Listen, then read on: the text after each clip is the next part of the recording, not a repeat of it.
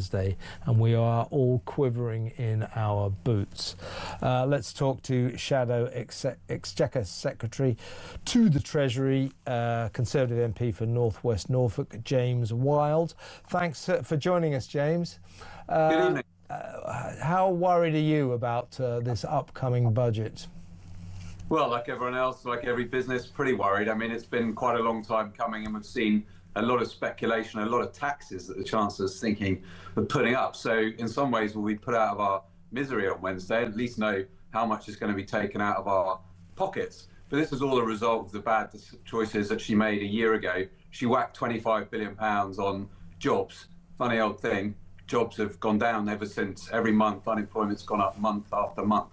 And she said then this was a one-off. She wasn't going to come back for more taxes. But we've seen in the way that her and the Prime Minister have been acting, it's very clear she's going to be putting up our taxes again on Wednesday, making the wrong choice.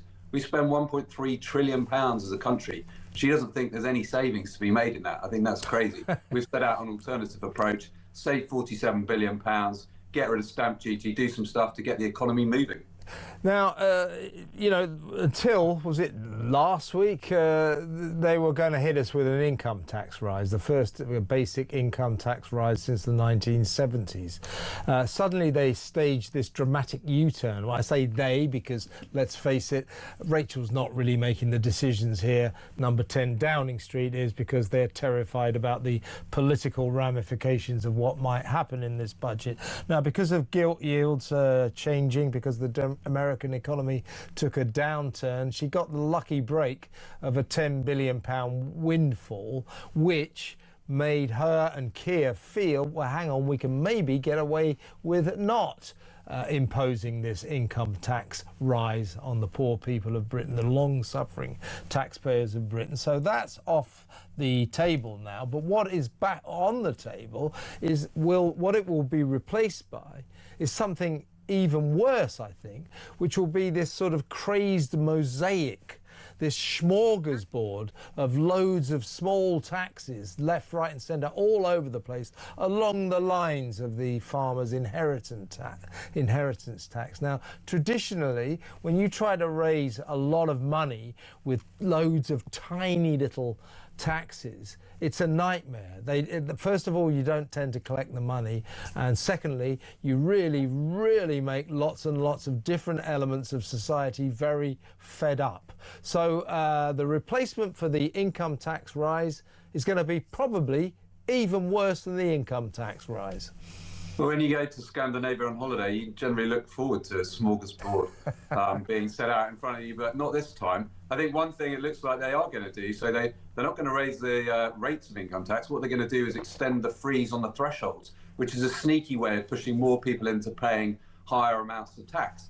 But a year ago, Rachel Reeves said she was going to end that freeze because it was unfair and it would hurt working people. Now, a year on, she looks like she's going to break that promise again and whack people. But as you say, there's things like gambling taxes, maybe a tax on the main family home, whacking up people's council tax. It's all going in the wrong direction. As a country, we're spending too much, we're borrowing too much, and we're obviously taxing people too much. We've got to live within our means, and that means making some prudent savings and not putting more pressure onto businesses and on individuals and letting them keep more of their own money. But we've seen the figures today. Rachel Reeves has borrowed more this year than any other year on record, apart from during COVID, which was obviously an exceptional time. So she hasn't got control of the public finances, and it's everyone watching this show who's going to be paying the price. Yeah, exactly. Now, I presume, that poor benighted section of society, smokers, who I ought to remind everyone, you might not like it as a habit, but it is legal. There's nothing illegal about that. I presume they'll, as always, be hit by a big tax rise, a big rise on cigarette tobacco duty. So that can be expected. But do you think she'll hit drinkers as well? Do you think booze will get a tax on it? Well, I think we will see that. I think we saw that last year, taxing wines and spirits, and laughably giving people 1 penny a pint off the price of a pint, which is completely nonsensical, doesn't add up. I think the thing with tobacco tax is actually, even the Office for National Statistics has said taxes on tobacco are reaching a point where they are reducing the take that's actually involved in that, and the Laffer curve effect is kicking in on that, and we're seeing that a bit on alcohol taxes as well. But she's going to be scrabbling around to find these other taxes. But the income tax threshold freeze will raise about £8 billion alone and push more people into the higher rate tax, for example, hitting them hard when people need to have a little bit of an ease of the burden. We saw as well, inflation is still nearly twice what it should be. Food inflation actually went up last month, so every time people go into the supermarket, it's costing them more to put food on their table. But the Chancellor and the Prime Minister don't seem to have a clue and don't seem to be listening or talking to any businesses. Whenever I talk to businesses, they've all put their investment on hold. They're not recruiting anyone because they're paranoid about what's going to come from this budget. So we really need to have a rethink. We set out an alternative approach, living within our means, reducing some taxes, reducing some of the deficit. Unfortunately, it looks like the Chancellor is hell-bent on just coming back for more, which she said she wouldn't do only a year ago. Yeah, of course, when I was asking you about tax on booze, I was asking for a friend. You know, the reason she's got to impose this dreadful budget from hell on us next Wednesday is because of her budget from hell last October, where it was a £40 billion tax grab, the biggest tax grab in modern history. And as you said earlier, it was like a great big boot crushing the economy, crushing growth, ruining businesses. The national insurance hike continues to be a disaster. And because of that disastrous growth-killing budget, you know, she liked to go on about, didn't she? She used to go on about this kind of fantasy £22 billion black hole in the finances that she inherited from the Tories. There was never any evidence to prove that actually existed. The Financial Times said that it didn't. But because of her budget from hell last October, she has created her very own, very real massive black hole in our finances to the tune of 40 to 50 billion pounds, and that's why she's got to fill it. She's got to give us another budget from hell to fill the black hole that she has created herself. So I guess what I'm asking you here, James, you know, we really do have a crisis of competence here in terms of our Chancellor of the Exchequer, don't we? Well, yeah, just look at her record. Everyone warned at the time of the budget last year that if you put the jobs tax up, the national insurance, then you're going to have fewer jobs in the economy, and that's exactly what has happened as a result. But she doesn't seem to have learned a lesson. Look at growth; it's basically flatlining. It fell in September, was flat in August, and that's because businesses aren't investing. They don't have confidence in her or the Prime Minister that they, despite talking about growth being their number one priority, all the actions they've taken have helped to stifle growth in the economy, made it harder for businesses to succeed. So yeah, this is very much a problem of her own making. And the problem is that she and the Prime Minister don't have the backbone to face down their left-wing backbenchers who recoiled at the thought of saving £5 billion from a welfare budget. Yeah. Spending on sickness and health benefits is going to be £100 billion by the end of this Parliament if they don't do anything. And they just backed off. Well, they were forced to, and as we remember, the original plan was to Liz Kendall, the then pensions minister, secretary, was to shave. Well, she was told you need to shave £30 billion off our welfare bill, but she recoiled from that and said, well, I'll go for 15.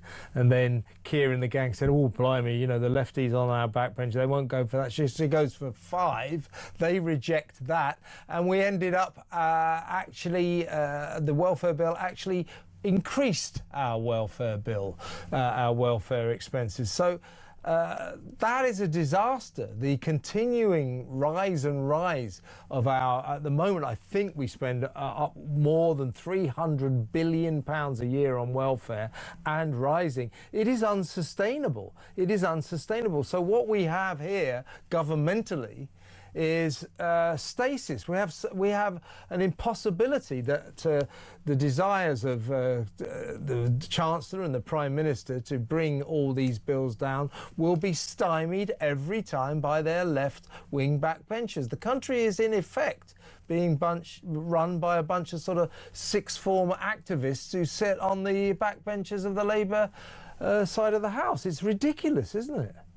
Yeah, the budget is unsustainable. It's unfair for taxpayers. It's also unfair for people who are just being parked on benefits and not being helped to get into work. And this is what happened. They came in pretty much without a plan. They didn't really have an idea of what they wanted to do with the country, just that they weren't like the bad old Tories and thought everything would be a breeze. Governing is actually quite hard. You have to have some principles and your values to guide you.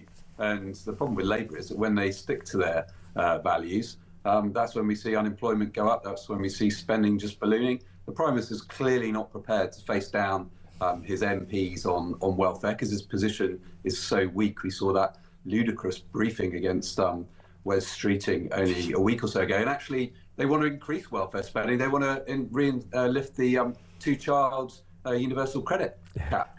I tell you what, James, sometimes Westminster for us outsiders it's like a sort of hilarious pantomime, we didn't brief against Wes Streeting. I would never, ever want to take the Prime Minister's job, liar. It's just ridiculous. We're just watching a farce unfold before our very eyes. So I guess my last question to you is, this budget is going to be terrible. The people are sick to death of this government already. They're sick to death of the taxes being imposed on them. This is going to make it even worse. The rising tide of fury against this incompetent, useless,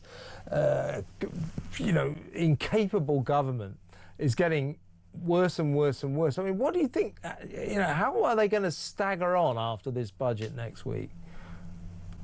Well, we'll have to see. I mean, from our perspective, if Reeves breaks her promises, then on tax, then she should be given the axe next week on behalf of the British people. But we'll continue to set out. There is an alternative. We don't have to have this ridiculous ever more spending, ever more tax, ever more borrowing. It's simply not sustainable for us as a country. We need to live within our means, as every household tries to do, and that's what we'll be making the arguments. We'll keep making the arguments and pointing out where the government's getting it wrong on the economy, and we can only hope that they change course and actually look at the evidence in front of them.